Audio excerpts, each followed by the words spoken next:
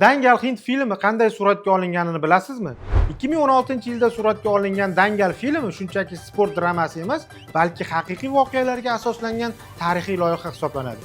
Filmda Mahavir Singh Bhogat obrazini ijro etgan Amir Xon rol uchun misli ko'rilmagan tayyorgarlik ko'rdi. Avvalo u qahramonning yoshi katta davrini tasvirlash uchun qariyb 97 kilogrammgacha vazn yig'di. Shu sahnalar suratga olingach, atiga bir necha oy ichida taxminan 25-30 kilogramm vazn tashlab, sportchi ko'rinishiga qaytdi. Bunga qat'iy parhez va kuniga bir necha soatlik mashg'ulotlar orqali erishgan. Filmda ko'rinadigan kurash sahnalari ham oddiy tarzda olinmagan. Aktyorlar bir necha oy davomida professional murabbiylardan kurash sirlarini o'rganishdi. Suratga olish maydonchasida haqiqiy kurash usullari qo'llanilgan. Shu sababli janglar juda tabiiy ko'rindi.